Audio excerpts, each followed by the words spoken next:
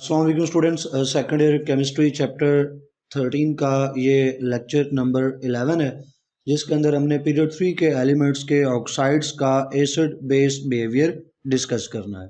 Students, lecture का आगाज़ लेते हैं और ये जान लेते हैं कि एसिड बेस बिहेवियर का जनरल ट्रेंड क्या है। तो स्टूडेंट्स, लेफ़्ट टू राइट जब हम एक पीरियड में मूव करते हैं तो एसिड बेस जो ट्रेंड है वो कुछ ऐसा है कि बेसिक करैक्टर जो है वो लेफ़्ट टू राइट डिक्रीज़ होता है और जो एसिड करैक्टर है लेफ़्ट टू राइट वो इंक्रीज़ होता है। किसी भी पीरियड में, हम तो पीरियड 3 के एलिमेंट्स की बात कर रहे हैं, किसी भी पीरियड में लेफ़्ट टू राइट आप जाएंगे तो आपको यही ट्रेंड देखने को मिलेगा।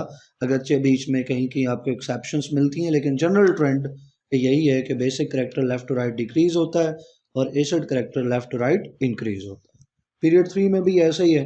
तो पीरियड 3 में फिर लेफ़्ट साइड पे इसका मतलब हुआ कि स्ट्रॉन्गली बेसिक जो ऑक्साइड्स हैं वो होंगे लेफ़्ट हैंड साइड पे, और जो स्ट्रॉन्गली एसिड ऑक्साइड्स होंगे वो फिर राइट हैंड साइड पे होंगे, क्योंकि एसिड करैक्टर बढ़ रहा है तो strongly acidic right hand side पे मौजूद होंगे, और इस बेसिक करैक्टर डिक्रीज हो रहा है तो जो स्ट्रॉन्गेस्ट बेसिक ऑक्साइड है वो फिर लेफ़्ट साइड पे ही होना चाहिए, क्योंकि आगे तो वीक होते जाते हैं। तो स्ट्रॉन्गली बेसिक ऑक्साइड्स जो हैं वो लेफ़्ट हैंड साइड पे और जो स्ट्रॉन्गली एसिडिक हैं वो राइट साइड पे एक पीरियड पे वो मौजूद है। बीच में हम पीरियड 3 के एलिमेंट्स की बात कर रहे हैं, उनके ऑक्साइड्स की बात कर रहे हैं। तो एल्युमिनियम ऑक्साइड बीच में एक ऐसा ऑक्साइड हमें पीरियड 3 में मिलेगा जो कि एम्फोटेरिक ऑक्साइड है, मिडल के अंदर ये तकरीबन मौजूद है। एम्फोटेरिक ऑक्साइड एक ऐसे ऑक्साइड को कहते हैं स्टूडेंट्स जो एसिड और बेसिक दोनों प्रॉपर्टीज़ पोजेस करता हो, जो एसिड के तौर पे भी रिएक्ट कर सकता हो, बेस के तौर पे भी रिएक्ट कर सकता हो। पीरियड 3 के एलिमेंट्स के ऑक्साइड्स की एक लिस्ट आपको नज़र आ रही है लेफ़्ट टू राइट। अगर आप एलिमेंट को फोकस करें पीरियड में तो सोडियम, मैग्नीशियम, एल्युमिनियम और फिर उनके एक एक ऑक्साइड आपको दिखने को मिल रहा है। तो सोडियम ऑक्साइड Na2O ये स्ट्रॉन्गली बेसिक है। मैग्नीशियम ऑक्साइड बेसिक है लेकिन उसका बेसिक करैक्टर जो है वो कम है। एल्युमिनियम ऑक्साइड जो है बेसिक प्रॉपर्टी तो है लेकिन साथ एसिडिक प्रॉपर्टी भी आ गई, यानी ये एम्फोटेरिक ऑक्साइड हो गया। SiO2 की बात करें तो यहाँ से अब आपको एसिडिक करैक्टर जो है वो चलता हुआ दिखाई देगा। एसिडिक करैक्टर यहाँ से चल रहा है तो ये कोई बहुत ज़्यादा एसिडिक नहीं है, वीकली एसिडिक है, लेकिन इससे बाद वाले जो हैं बेसिक करैक्टर दूर की बात, एसिडिक करैक्टर उनमें ज़्यादा से ज़्यादा स्ट्रॉन्ग होता जाएगा। तो फास्फोरस के एक ऑक्साइड फास्फोरस पेंटा ऑक्साइड को देखें तो ये अच्छा खासा एसिडिक है। फिर सल्फर डाइऑक्साइड स्ट्रॉन्गली एसिडिक, और क्लोरीन के ऑक्साइड की अगर आप बात करें डाइक्लोरीन हेप्टा ऑक्साइड तो ये वेरी स्ट्रॉन्गली एसिडिक ऑक्साइड है। तो आप ऊपर जो हमने बातें की दोनों आप बातें यहाँ पे देख सकते हो कि left to right basic character जो है वो डिक्रीज हो रहा है और left to right acidic character जो है वो इंक्रीज हो रहा है। जब हमारा अगला काम ये है कि हम वन बाय वन इन तमाम एलिमेंट्स के ऑक्साइड्स की प्रॉपर्टीज़ को डिस्कस करें। इसमें हम वाटर के साथ रिएक्शन को देखेंगे, एसिड के साथ जहाँ रिएक्शन बनता है वहाँ देखेंगे, बेस के साथ रिएक्शन को देखेंगे, तो जहाँ जो रिएक्शंस पॉसिबल हैं उन रिएक्शंस को हम स्टडी करेंगे। तो reactions of oxides with water, acids and base. तो स्टार्ट लेते हैं स्टूडेंट्स।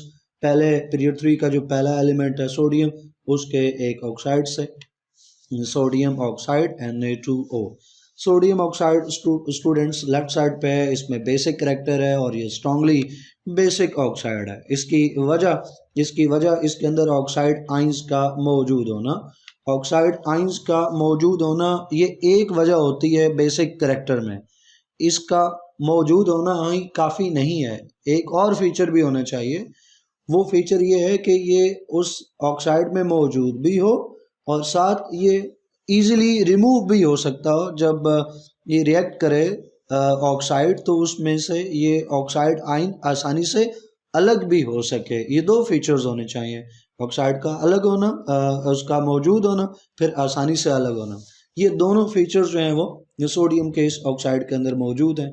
ऑक्साइड आयन भी है और ये फ्रीली अलग भी हो सकता है, क्योंकि सोडियम और इस ऑक्साइड आयन में, सोडियम आयन में और ऑक्साइड आयन में कोई बहुत ज़्यादा फोर्स ऑफ अट्रैक्शन नहीं है। रिलेटिवली हम बात कर रहे हैं, रिलेटिवली को बहुत ज़्यादा फोर्स ऑफ अट्रैक्शन स्ट्रॉन्गर नहीं है, लिहाजा ये आसानी से ऑक्साइड आयन अलग हो सकता है, जिसकी वजह से सोडियम का ये ऑक्साइड वेरी स्ट्रॉन्ग बेस है। जैसा कि यहाँ पे आप देख सकते हैं कि इसको अगर वाटर के साथ रिएक्ट करवाया जाए तो हाइड्रोक्सिल आयंस बनते हैं। तो हाइड्रोक्सिल आयंस बनना बाय डेफिनेशन ये किस में आएगा, ऑक्साइड नेचर के अंदर आएगा। तो it's very basic oxide, sodium oxide. अब इसके रिएक्शन की बात करनी है तो पहले रिएक्शन विद वाटर हम देखते हैं स्टूडेंट्स। रिएक्शन विद वाटर देखें तो सोडियम जो है वो एक्सोथर्मली रिएक्ट करेगा वाटर के साथ, और वाटर की स्टेट में इवन कूल्ड वाटर के साथ भी ये एक्सोथर्मली रिएक्ट कर सकता है या एक्सोथर्मिकली रिएक्ट कर सकता है। अब एक्सोथर्मिकली या एक्सोथर्मली रिएक्ट करने का क्या मतलब हुआ कि जब ये रिएक्शन होगा तो इसमें बहुत ज़्यादा हीट जनरेट होगी, हीट जनरेट होती है जिसकी वजह से स्टूडेंट्स हम इस प्रोसेस को, इस रिएक्शन को एक्सोथर्मिक या एक्सोथर्मल रिएक्शन का नाम दे सकते हैं। कूल वाटर के साथ ये रिएक्ट कर जाता है, इसका मतलब है कि सोडियम ऑक्साइड वाटर के साथ बहुत ज़्यादा रिएक्टिविटी शो करता है। सोडियम ऑक्साइड चूँकि स्टूडेंट्स एक बेसिक है, बेसिक ऑक्साइड है, जब वो वाटर के साथ रिएक्ट करेगा तो एक बेस जो है वो फॉर्म करेगा और एक बेसिक सोल्यूशन बनेगा। वो जो बेस बनता है वो सोडियम हाइड्रो ऑक्साइड है, इसका सोल्यूशन बन जाएगा। अब डिपेंड करता है कि वाटर कितना है और रिएक्ट करने वाला सोडियम ऑक्साइड कितना है, उसी हिसाब से सोल्यूशन की कंसंट्रेशन बनेगी, तो उसी हिसाब से पीएच होगी। लेकिन अराउंड पीएच 14 इसकी होती है, और पीएच 14 आप जानते हैं कि एक एक्सट्रीम एंड है, 0 से लेकर 14 तक आपने स्केल इस लेवल तक पढ़ रखा है। तो 14 जो है वो स्ट्रॉन्ग बेसिक करेक्टर को या स्ट्रॉन्ग बेसिक पीएच को इंडिकेट करता है। स्टूडेंट्स, रिएक्शन अगर इक्वेशन की फॉर्म में देखें तो सोडियम है, वाटर के साथ रिएक्ट करेगा, सोडियम ऑक्साइड बनेगा। बीच में बैलेंसिंग है, साथ 2 लगा है, तो मैं इस लेवल के ऊपर इस लेक्चर में बैलेंसिंग ऑफ केमिकल इक्वेशन के ऊपर बिल्कुल फोकस नहीं करूंगा। ये 2 क्यों साथ आया है इसके लिए एक अलग से लेक्चर आप जो है वो देख सकते हैं बैलेंसिंग ऑफ केमिकल इक्वेशन के ऊपर। तो यहाँ पे मैं बैलेंसिंग को इग्नोर करूंगा, डायरेक्ट रिएक्शन के ऊपर बात करूंगा। तो सोडियम बेस है, और एक बेस जब वाटर के साथ रिएक्ट करेगा तो बेसिक सोल्यूशन बनेगा, एक बेस फॉर्म होगी सोडियम हाइड्रो ऑक्साइड। अब इसका रिएक्शन देखें हम किसके साथ, एसिड के साथ। तो स्टूडेंट, एक बेस जब एसिड के साथ रिएक्ट करे तो हमेशा साल्ट और वाटर जो है वो फॉर्म होता है। यहाँ जो बेस है वो बेसिक ऑक्साइड है, सोडियम ऑक्साइड। ये जब एक एसिड के साथ रिएक्ट करेगा तो यहाँ पे भी साल्ट और वाटर बनेगा। एक स्ट्रॉन्ग बेस है सोडियम ऑक्साइड, या कह लें कि एक स्ट्रॉन्ग बेसिक ऑक्साइड है। ये एसिड्स के साथ बड़ी आसानी से रिएक्ट कर जाता है। लाइक अगर डाइल्यूट हाइड्रोक्लोरिक एसिड के साथ रिएक्ट करवाएं तो बड़ी आसानी से इजीली क्विकली ये रिएक्ट करेगा, और सोडियम क्लोराइड जो है वो प्रोडक्ट बनेगी, साथ वाटर भी बनता है, क्योंकि जब भी एक ऑक्साइड एसिड के साथ रिएक्ट करेगा, बेसिक ऑक्साइड एसिड के साथ रिएक्ट करेगा तो साल्ट और वाटर फॉर्म होगा। साल्ट यहाँ पे NaCl और वाटर आप देख सकते हैं H2O। अब जो रिएक्शन की एडिंग थी, अगर मैं आपको उसकी तरफ लेके जाऊं तो ये रिएक्शन था जी, reaction of oxides with water, acids and bases. अभी तक हमने 2 रिएक्शंस देखे हैं, with water with acids. Base का रिएक्शन नहीं देखा, वो आप देखेंगे भी नहीं, क्योंकि सोडियम ऑक्साइड एक बेस है और ये बेस के साथ रिएक्ट नहीं करेगा, बेस का बेस के साथ रिएक्शन नहीं होगा, लिहाजा सोडियम ऑक्साइड का बेस के साथ रिएक्शन यहाँ पे शो नहीं किया गया है। कुछ कंडीशंस के अंदर एक बेस दूसरी बेस के साथ रिएक्ट कर सकती है, लेकिन वो हमारे स्कोप से, हमारे लेक्चर से बाहर है, लिहाजा उसको मैं डिस्कस नहीं करूँगा। तो जनरली बेस के साथ बेस का रिएक्शन जो है वो नहीं शो किया जाता, क्योंकि जनरल कंडीशंस पर रिएक्शन वो नहीं होता है। इसलिए एक बेस का वाटर के साथ रिएक्शन देखेंगे और एसिड के साथ उसका रिएक्शन देखेंगे। स्टूडेंट्स, इसके बाद हम आते हैं दूसरे एलिमेंट के ऑक्साइड के ऊपर। पीरियड 3 का दूसरा एलिमेंट मैग्नीशियम और उसका oxide magnesium oxide. Magnesium oxide ये सोडियम से आगे है मैग्नीशियम, तो लिहाजा बेसिक करैक्टर थोड़ा कम हो जाएगा, होगा तो ज़रूर लेकिन कम।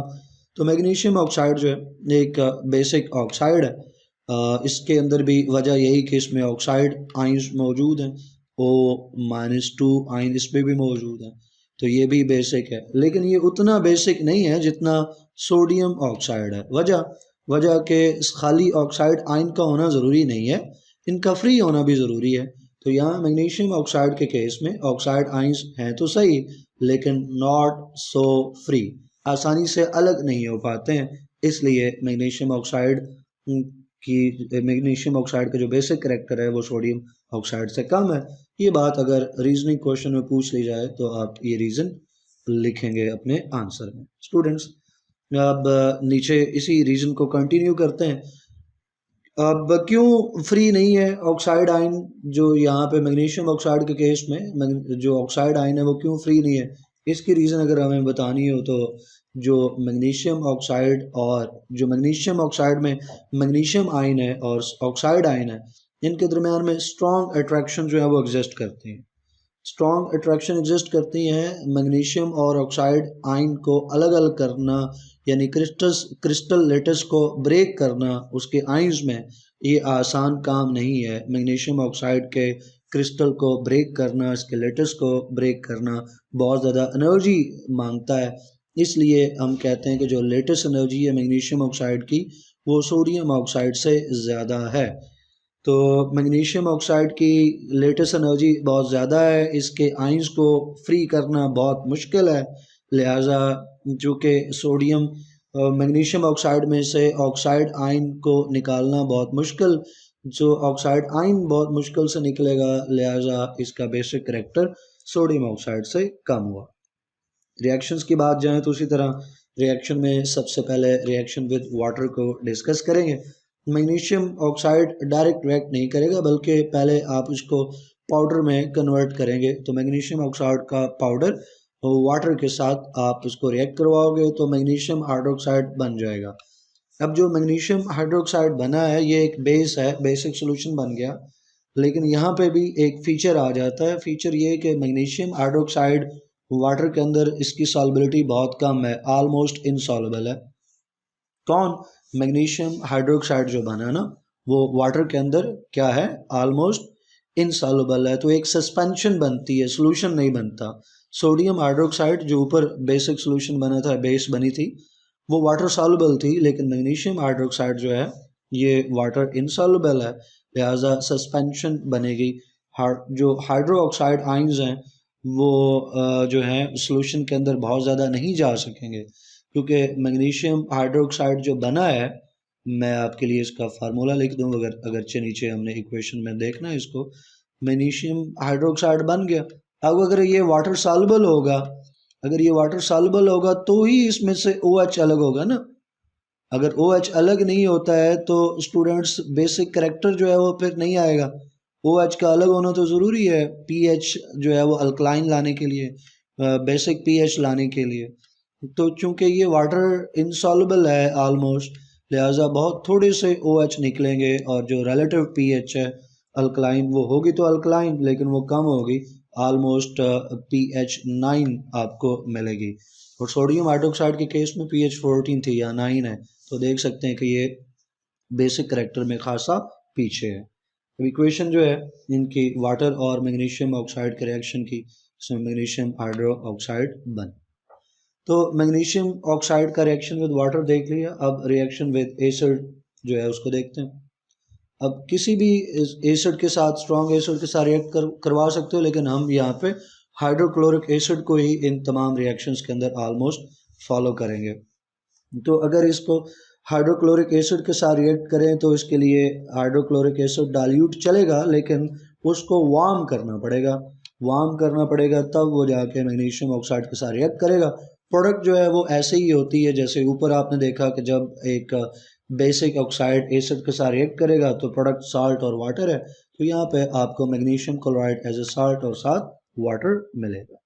अब आते हैं हम एल्युमिनियम ऑक्साइड की तरफ। अक्सर इसके ऊपर जो है वो क्वेश्चन पूछ लिया जाता है एल्युमिनियम ऑक्साइड के ऊपर, क्योंकि ये एम्फोटेरिक है तो इसके ऊपर रीजनिंग क्वेश्चन भी आ जाता है, और ऐसे भी आपसे कह देते हैं कि बताइए कि ये कैसे या क्यों एम्फोटेरिक इन नेचर है। MCQs भी इस पे आ जाता है। तो इंट्रो में भी इसको देखा कि एल्युमिनियम ऑक्साइड एक एम्फोटेरिक ऑक्साइड है, यानी ये बेस और एसिड दोनों की प्रॉपर्टीज पोजेस करता है। अब हमने इसकी रीज़न बतानी है। और ये एक इम्पॉर्टेंट पॉइंट है याद रखने के लिए कि ये बेसिक क्यों है और साथ इसमें एसिडिक प्रॉपर्टी क्यों है। तो पहले इसकी बेसिक नेचर देखें। अगर आप एल्युमिनियम ऑक्साइड के फार्मूला के ऊपर गौर करें तो उसमें एल्युमिनियम मेटालिक इन नेचर है और जो ओ ऑक्सीजन वो नॉन मेटल है। और मेटल और नॉन मेटल में जो बॉन्ड बनता है वो आयोनिक बॉन्ड बनता है। तो इसका मतलब हुआ कि एल्युमिनियम ऑक्साइड एक आयोनिक ऑक्साइड है। आयोनिक ऑक्साइड है, इसमें ऑक्साइड आयन मौजूद है, लिहाजा ये बेस के तौर पे एक्ट कर सकता है और करता है। लेकिन एक और चीज़ को हम फोकस करें तो जो आयन्स हैं वो खासे छोटे हैं। एल्युमिनियम जो है ये अपने पीरियड में तीसरे नंबर का एलिमेंट है, तीसरी पोजीशन पे आता है अपने पीरियड में। इसके ऊपर चार्ज +3 है। तो लेफ़्ट टू राइट हम जब चलते हैं, सोडियम से आगाज़ लिया, बीच में मैग्नीशियम आया, तो लेफ़्ट टू राइट स्टूडेंट से जब हम मूव करते हैं तो एटम छोटे से छोटा होता जाता है और जो चार्ज है वो बढ़ रहा है। सोडियम के ऊपर +1 था, मैग्नीशियम के ऊपर +2, एल्युमिनियम के जो चार्ज है वो +3 है। तो चार्ज बढ़ गया और जो एटम है उसका साइज़ छोटा हो गया। तो इन दो फीचर्स से, चार्ज बढ़ने की वजह से और एटम का साइज छोटा होने की वजह से, जो चार्ज डेंसिटी है वो इंक्रीज हो गई। चार्ज डेंसिटी इंक्रीज हो गई क्योंकि चार्ज डेंसिटी है चार्ज ओवर साइज या charge over volume, charge over relative size भी कह सकते हैं, चार्ज ओवर वॉल्यूम आप सिंपली यहाँ पे ले लें, चार्ज ओवर वॉल्यूम। तो अगर चार्ज ओवर वॉल्यूम के कंसेप्ट में देखते हैं तो एटम का जो वॉल्यूम है वो कम हुआ, साइज छोटा हुआ, चार्ज बढ़ गया। तो जो है फिर चार्ज डेंसिटी बढ़नी चाहिए ना। न्यूमिनेटर जो है वो बढ़ रहा है, डिनोमिनेटर छोटा हो रहा है, तो आंसर बड़ा आएगा, चार्ज डेंसिटी ज़्यादा हो गई। यही जो है वो आप ऑक्सीजन के लिए भी बात कर सकते हो। ऑक्सीजन जो है उसके ऊपर -2 चार्ज है तो उसकी भी चार्ज डेंसिटी ठीक ठाक है। लेकिन एल्युमिनियम जो है उसकी चार्ज डेंसिटी अपने ग्रुप में पॉजिटिव आइंस के अंदर खासी ज़्यादा है। तो जो चार्ज डेंसिटी है वो बहुत ज़्यादा है एल्युमिनियम आयन की भी और जो ऑक्साइड आयन है ऑक्सीजन का उसकी भी, जिसकी वजह से पार्शियल कोवलेंट करेक्टर आ जाता है। ये बॉन्ड तो आयोनिक है, लेकिन आयोनिक बॉन्ड होने के साथ क्या आ गया स्टूडेंट्स, इसके अंदर कोवलेंट करेक्टर आ गया। ये आप आगे भी ऑर्गेनिक केमिस्ट्री में भी पढ़ोगे कि कहीं पे कोवलेंट बॉन्ड है और उसके अंदर आयोनिक करेक्टर आ जाता है, आयोनिक नेचर थोड़ी सी आ जाती है, और कहीं आयोनिक बॉन्ड है और उसमें कोवलेंट नेचर आ जाती है, कोवलेंट करेक्टर आ जाता है। तो यहाँ पे बॉन्ड तो आयोनिक है लेकिन उसमें क्या आ गया स्टूडेंट्स, कोवलेंट करेक्टर आ गया, कोवलेंट नेचर आ गई due to high charge density of the ions. इस कोवलेंट करेक्टर की वजह से स्टूडेंट्स ये एसिडिक ऑक्साइड के तौर पे भी बिहेव कर सकता है। अब इसके कुछ रिएक्शंस देखते हैं।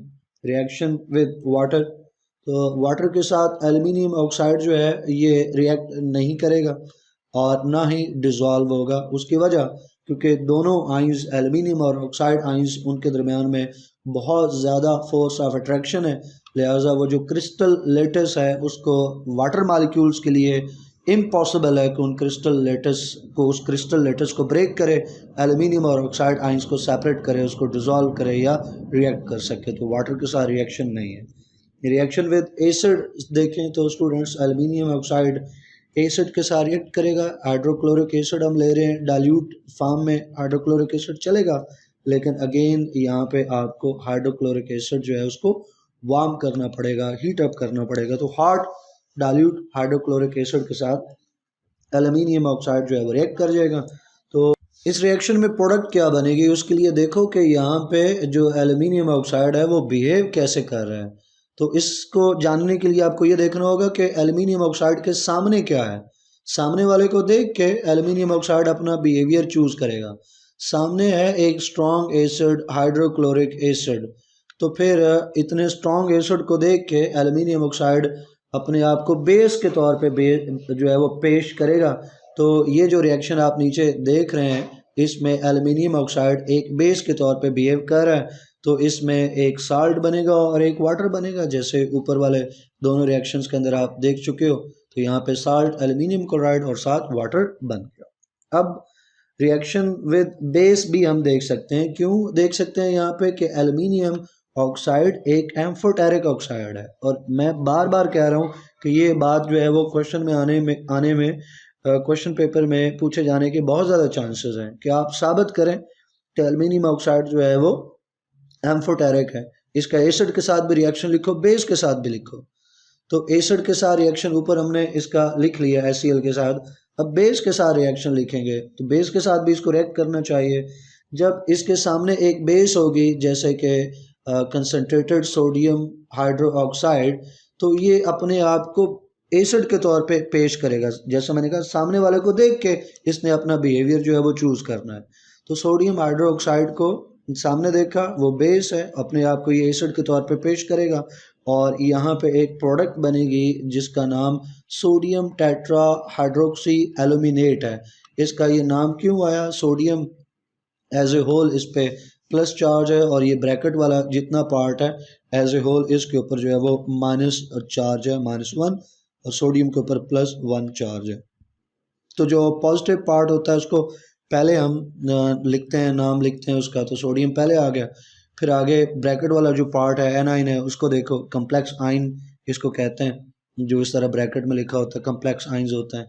इसमें फिर एक राउंड ब्रैकेट है, उस पार्ट को पहले नेम करना है। उसमें 4 हमें OH मिल रहे हैं, तो टेट्रा OH है हाइड्रोक्सिल ग्रुप, तो टेट्रा हाइड्रोक्सी, और Al एल्यूमिनेट, तो tetra hydroxy aluminate, sodium tetra hydroxy aluminate ये कंपाउंड बना जिसमें एल्यूमिनियम जो है वो रिएक्ट कर रहा है कंसनट्रेटेड सोडियम हाइड्रोक्साइड के साथ।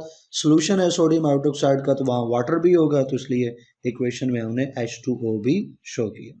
अब आते हैं हम चौथे ऑक्साइड की तरफ, सिलिकॉन डाइऑक्साइड, और रिएक्शन विद वाटर की बात करें तो स्टूडेंट्स ये वाटर के अंदर इनसॉल्युबल है सिलिकॉन डाइऑक्साइड। पीछे जो लेक्चर्स हैं उनमें भी इसके स्ट्रक्चर का बार बार जिक्र हुआ। इसका जॉइंट कोवलेंट स्ट्रक्चर है, बहुत बड़ा covalent structure, joint covalent structure, लिहाजा इसको ब्रेक करना जो फोर्सेस हैं वाटर मॉलिक्यूल्स के लिए वो इम्पॉसिबल है। तो वाटर में ये डिज़ोल्व नहीं होगा, रिएक्ट नहीं करेगा वाटर के साथ, ना ही तो डिज़ोल्व होगा ना ही रिएक्ट करेगा। अलबत्ता बेस के साथ ये रिएक्ट कर जाएगा। अब मैं क्यों यहाँ पर रिएक्शन विद बेस कह रहा हूँ? ऊपर हम बार बार reaction with acid dilute HCl की बात करते जा रहे थे, यहाँ पे बेस का जिक्र क्यों आ गया? क्योंकि जो सिलिकॉन डाइऑक्साइड है ये students acidic oxide, slightly acidic है। तो एसिड का एसिड के साथ जो रिएक्शन है वो आमतौर पे शो नहीं करवाते। एसिड का बेस के साथ रिएक्शन जो है वो पॉसिबल है, तो बेस के साथ रिएक्शन जो है वो शो करवाया जाता है। एसिड का एसिड के अंदर जो है वो मिक्सचर बन जाएगा, रिएक्शन जो है वो आमतौर पे एसिड के साथ नहीं करता। अगरचे अगेन अंडर सर्टेन कंडीशंस कुछ रिएक्शंस पॉसिबल हैं, वो हमारे स्कोप और लेक्चर से बाहर हैं, तो मैं उनका जिक्र नहीं करूँगा। नीचे आप जितने ऑक्साइड्स देखोगे वो सारे ऑक्साइड्स जो हैं वो एसिडिक ऑक्साइड्स हैं, लिहाजा उनके रिएक्शंस विद वाटर और बेसेस आएंगे, एसिड के साथ रिएक्शन डिस्कस नहीं होगा। तो रिएक्शन विद बेस, तो ये एसिडिक करेक्टर का ऑक्साइड है, बेस के साथ जो है वो रिएक्ट कर जाएगा। बेस हम कौन सी ले रहे हैं? Sodium hydroxide. किस फॉर्म में लेनी है? कंसनट्रेटेड और हॉट कंसनट्रेटेड सोडियम हाइड्रोक्साइड अगर आप लेते हैं तो ये रिएक्ट करेगा। और एक एसिड और बेस का जब रिएक्शन होता है तो उसमें साल्ट और वाटर फॉर्म होता है, तो यहाँ पे भी साल्ट एक बनेगा which is sodium silicate Na2SiO3, और साथ आपको वाटर भी नज़र आ रहा है। एक एसिडिक ऑक्साइड एक बेस के साथ रिएक्ट करने जा रहा है तो साल्ट और वाटर। ऊपर भी हमने ऐसी बात की थी, एक बेसिक ऑक्साइड, ऊपर हम क्या करते बात जो डिस्कस कर रहे थे वो ये थी कि एक बेसिक ऑक्साइड जब जो है वो रिएक्ट कर रहा है एसिड के साथ तो क्या बन रहा था? साल्ट और वाटर। यहाँ ज़रा रिवर्स हो गई बात, यहाँ पे एसिडिक ऑक्साइड है, रिएक्ट करेगा बेस के साथ, प्रोडक्ट उसी तरह की बनेगी, साल्ट और वाटर। तो इसके अलावा और जो बेसिक हैं उनके साथ भी रिएक्ट कर सकता है, मसलन ये बहुत सारे जो बेसिक मेटल ऑक्साइड्स हैं उनके साथ रिएक्ट कर सकता है, और इसको मुख्तलिफ तरह के बेसिक मेटल ऑक्साइड्स के साथ और उनके मिक्सचर्स के साथ रिएक्ट करवाते हैं और मुख्तलिफ तरह के सिलिकेट्स बनवाते हैं, और ख़ास तौर पे ग्लासेस यानी शीशा बनवाते हैं। शीशा आप जानते हैं ग्लास मुख्तलिफ कलर्स का और मुख्तलिफ करेक्टरिस्टिक्स का जो है वो शीशा यानी ग्लास एग्जिस्ट करता है। तो वो कैसे बनता है वो शीशा? वो सिलिकॉन डाइऑक्साइड के मुख्तलिफ मेटल ऑक्साइड्स के रिएक्शंस के साथ ही बनवाया जाता है। तो शीशा जो है वो एक तरह का सिलिकेट है, उसमें सिलिकॉन का ऑक्साइड सिलिकॉन डाइऑक्साइड यूज़ होता है। बात आगे बढ़ाते हैं स्टूडेंट्स, और जो ऑक्साइड नंबर 5 है उसकी बात करते हैं, फास्फोरस, और इसका एक ऑक्साइड P4O10 जिसको फास्फोरस 5 ऑक्साइड या फास्फोरस पेंटा ऑक्साइड पढ़ते हैं, P4O10। इसका रिएक्शन विद वाटर जो है वो होगा, फास्फोरस पेंटा ऑक्साइड जो है वायोलेंटली यानी एग्रेसिवली, बहुत तेज़ी से, बहुत जल्दी रिएक्ट करेगा वाटर के साथ और एक मिक्सचर ऑफ एसिड्स बनेगा। अब कौन सा एसिड बनता है ये डिपेंड करता है कंडीशंस के ऊपर, किन कंडीशंस के ऊपर रिएक्ट करवा। तो फिर हम रिएक्शन में कौन सा एसिड लिखेंगे जब मिक्सचर बनता है, तो हम उस मिक्सचर में से एक एसिड को चुन लेते हैं और वो हम रिएक्शन में शो करते हैं। जिस एसिड को आमतौर पे चुना जाता है रिएक्शन लिखने के लिए, इक्वेशन लिखने के लिए, वो फास्फोरिक पेंटा एसिड है या फास्फोरिक 5 एसिड या H3PO4, जिसको नॉर्मली आप फास्फोरिक एसिड भी कह सकते हो, H3PO4, या आर्थो फास्फोरिक एसिड भी नाम दे सकते हो। इक्वेशन में देखें P4O10 वाटर के साथ रिएक्ट करेगा तो फास्फोरिक एसिड H3PO4 फॉर्म होता है। स्टूडेंट्स, रिएक्शन विद बेस, चूँकि फास्फोरस पेंटा ऑक्साइड एक एसिडिक ऑक्साइड है तो आसानी से बेस के साथ रिएक्ट करेगा। बेस जो हम चूज़ कर रहे हैं वो सोडियम ऑक्साइड, सोडियम हाइड्रोक्साइड, तो सोडियम हाइड्रोक्साइड के साथ रिएक्ट करेंगे। तो वही कंसेप्ट है कि जब भी एक बेसिक ऑक्साइड, एक एसिडिक ऑक्साइड एक बेस के साथ रिएक्ट करेगा तो साल्ट और वाटर जो है वो फॉर्म होगा। साल्ट जो यहाँ पे बन रहा है वो स्टूडेंट्स सोडियम फास्फेट है, Na3PO4। अब ये तो डायरेक्ट रिएक्शन है, अगर इसको ब्रेक कर लें हम स्टेप्स में तो भी ब्रेक कर सकते हैं। ये जो सोडियम ऑक्साइड है इसका सोल्यूशन लिया जा रहा है और ये सोल्यूशन है एक्वस सोल्यूशन। एक्वस सोल्यूशन होने का मतलब है कि साथ वाटर भी है। अगर वाटर है तो पहले हम क्या शो कर सकते हैं, इस फास्फोरस पेंटा ऑक्साइड का वाटर के साथ रिएक्शन जो है वो शो करें, और वाटर के साथ जो रिएक्शन इसका होता है तो बनता क्या है, फास्फोरिक एसिड। तो फिर हम फास्फोरिक एसिड को मैदान में लाते हैं और फास्फोरिक एसिड का reaction with sodium hydroxide show करवाते हैं। यानी डायरेक्ट आप फास्फोरस पेंटा ऑक्साइड का बेस के साथ रिएक्शन करवाएं और ये साल्ट हासिल कर लें, या आप पहले यूं कंसिडर कर लें कि फास्फोरस ऑक्साइड वाटर के साथ रिएक्ट करके फास्फोरिक एसिड बना रहा है और फास्फोरिक एसिड फिर सोडियम हाइड्रोक्साइड के साथ रिएक्ट कर रहा है। तो डायरेक्ट भी रिएक्शन हमने देखा, आप इनडायरेक्ट देखें तो अब गौर करें कि फास्फोरिक एसिड में 3 हाइड्रोजन एटम्स हैं जो हाइड्रोजन आइंस के तौर पे रिलीज हो सकते हैं यहाँ से। तो हम बारी बारी इन तीनों हाइड्रोजन आइंस को हटाते जाएंगे और उनकी जगह एक एक सोडियम लगाते जाएंगे। पहले एक हाइड्रोजन हटाओ और उसकी जगह एक सोडियम लगा दो, तो 3 में से एक हाइड्रोजन हटे, पीछे H2 रह गया और आगे PO4, और जो एक हाइड्रोजन हट गया उसकी जगह Na आ गया। तो ये है जी NaH2PO4, और जो एक हाइड्रोजन हटा और इधर से OH बच गया, वो हाइड्रोजन और ये OH मिलकर वो वाटर जो है वो फॉर्म कर देंगे। फिर ये जो प्रोडक्ट बनी है पहली इक्वेशन में, इसको दूसरी इक्वेशन में यहाँ पे लाएं रिएक्टेंट के तौर पे, तो वही चीज़ यहाँ पे लेके आ गए। अब इसका दोबारा से एक सोडियम हाइड्रोक्साइड के साथ रिएक्ट करवाएं। फिर अब इसमें 2 हाइड्रोजन बाकी हैं, एक हाइड्रोजन हटा दें तो पीछे क्या रह गया, HPO4, वो लिख लिया। एक सोडियम इसमें पहले से लगा है तो एक हाइड्रोजन हटने से एक सोडियम और आ जाएगा तो 2 सोडियम हो जाएंगे, तो Na2HPO4 ये हो जाएगा स्टूडेंट्स। और एक जो हाइड्रोजन हटा वो एक OH के साथ मिलकर एक वाटर फॉर्म कर देगा। फिर जो प्रोडक्ट यहाँ पे बनी है इसको थर्ड इक्वेशन में रिएक्टेंट के तौर पे आप लेके आएँ, तो यहाँ पे अब भी इसमें हमें नज़र आ रहा है एक हाइड्रोजन, और उस एक हाइड्रोजन को हटा दें तो स्टूडेंट्स पीछे कोई हाइड्रोजन नहीं बचेगा, खाली PO4 और 2 सोडियम पहले से इसमें लगे हैं। एक हाइड्रोजन के हटने से एक सोडियम और आ जाएगा तो 3 सोडियम हो जाएंगे, तो Na3PO4, और एक हाइड्रोजन के हटने से एक OH के साथ मिलने से एक साथ वाटर बन जाएगा। अगर आप गौर करें तो यहाँ पे आपको वही साल्ट मिल रहा है Na3PO4 जो कि आपको डायरेक्ट रिएक्शन में मिला था सोडियम फास्फेट। तो डायरेक्ट और इनडायरेक्ट दोनों तरह से इसको देख सकते हैं। बात करते हैं हम स्टूडेंट्स अपने छठे ऑक्साइड की, जो है सल्फर ऑक्साइड, SOX लिखा क्योंकि सल्फर इसको हम सल्फ़र ऑक्साइड्स बोलेंगे क्योंकि एक से ज़्यादा हैं। तो इनमें एक है सल्फ़र डाइऑक्साइड SO2 और एक है सल्फ़र ट्राई ऑक्साइड SO3। दोनों ही स्टूडेंट्स एसिडिक ऑक्साइड्स हैं, लेकिन SO2 से SO3 ज़्यादा एसिडिक है। कि अब इसके रिएक्शंस हम देखें वाटर और स्टूडेंट्स बेसिस के साथ, तो पहले रिएक्शन विद वाटर देखें तो सल्फ़र डाइऑक्साइड जो है वाटर सॉल्युबल है, फेयरली सॉल्युबल है, यानी काफ़ी हद तक वाटर में डिज़ोल्व हो जाता है। और चूँकि वाटर में डिज़ोल्व होकर इसने रिएक्ट करना है, एक एसिड बनाना है या एसिडिक सोल्यूशन बनाना है, और वो एसिडिक सोल्यूशन बनता है सल्फ्यूरिक एसिड का। इसको अगर इक्वेशन के फॉर्म में देखें SO2 वाटर के में डिज़ोल्व होके रिएक्ट करके एक एसिडिक सोल्यूशन बना रहा है H2SO3। इस H2SO3 को सल्फ्यूरिक एसिड पढ़ते हैं, सल्फ्यूरस एंड पे रस आएगा, सल्फ्यूरिक एसिड।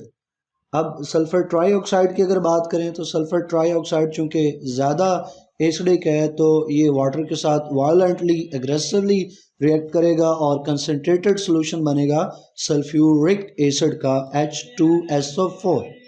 स्टूडेंट्स, सल्फ़र के ऑक्साइड्स का वाटर के साथ रिएक्शन हमने देख लिया। अब सल्फ़र के ऑक्साइड्स का बेस के साथ रिएक्शन देखें तो चूँकि सल्फ़र के दोनों ऑक्साइड एसिडिक ऑक्साइड हैं तो आसानी से बेसिस के साथ जो है वो रिएक्ट करेंगे। लाइक SO2 एसिडिक है, NaOH के साथ भी रिएक्ट कर सकता है, और CaO जो कि बेसिक ऑक्साइड है उसके साथ भी रिएक्ट करेगा। अगर इसका सोडियम हाइड्रोक्साइड के साथ रिएक्शन देखें तो इसमें एक बेस है, एक एसिड है, और इसमें फिर बनना क्या चाहिए कंसेप्ट के हिसाब से, साल्ट और वाटर। तो एक साल्ट बनेगा, साथ वाटर बनेगा, Na2SO3 सोडियम सल्फाइड SO3, इसको सल्फाइड पढ़ेंगे हम, तो सोडियम सल्फाइड। अब ये जो सोडियम सल्फाइड है ये फर्दर रिएक्ट कर सकता है in the presence of water sulphur dioxide के साथ। तो इस रिएक्शन के नतीजे में एक और साल्ट बनेगा जिसमें आपको बीच में हाइड्रोजन भी नज़र आ रहा है, सोडियम हाइड्रोजन सल्फाइड। अब इसी तरह सल्फर डाइऑक्साइड का रिएक्शन एक बेसिक ऑक्साइड के साथ देख सकते हैं, CaO कैल्शियम ऑक्साइड।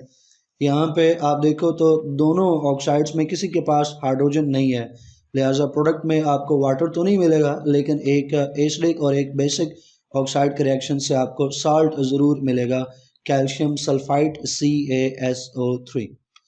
अब SO2 के बाद SO3 के रिएक्शंस को देखें तो वो भी चूँकि एसिडिक है और स्ट्रांगली एसिडिक है तो ईजिली रिएक्ट करेगा, और इसके जो साल्ट्स हैं उसको सल्फेट्स बोलेंगे। ऊपर SO3 था वो सल्फाइड्स, अब आपको SO4 के साथ साल्ट्स मिलेंगे जो कि सल्फेट्स कहलाएंगे।